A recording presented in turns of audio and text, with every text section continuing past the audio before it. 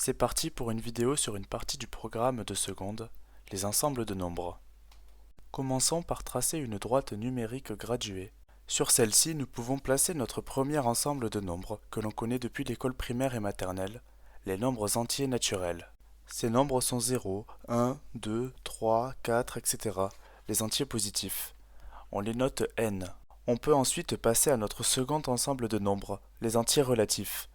Cet ensemble inclut les entiers naturels, mais il rajoute aussi les entiers négatifs. On note l'inclusion avec le signe suivant, qui rappelle le signe des inégalités. Ici, on a écrit que n est inclus dans z.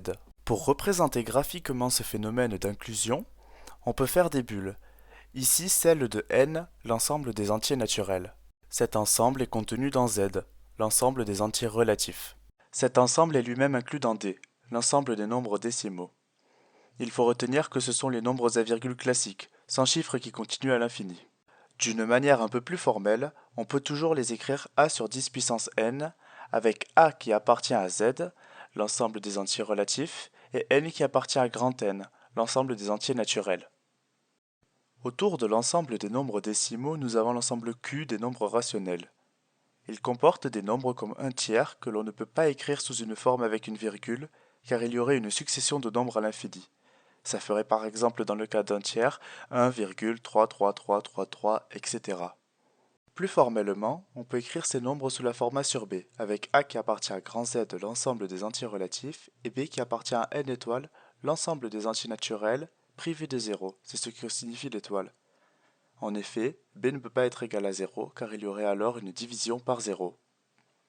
Je rappelle ici que chaque bulle contient les précédentes.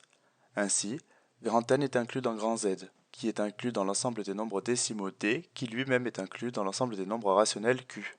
Si on y rajoute les nombres irrationnels, c'est-à-dire les nombres qui s'écrivent de manière infinie sans suite de chiffres qui se répètent, par exemple pi ou racine de 2, on obtient l'ensemble des nombres réels R, une sorte de grand ensemble qui réunit tous les nombres que l'on connaît en seconde. Pour résumer, il existe plusieurs ensembles avec les plus grands qui contiennent les plus petits. L'ensemble n des nombres entiers naturels, qui est celui des nombres de l'école primaire.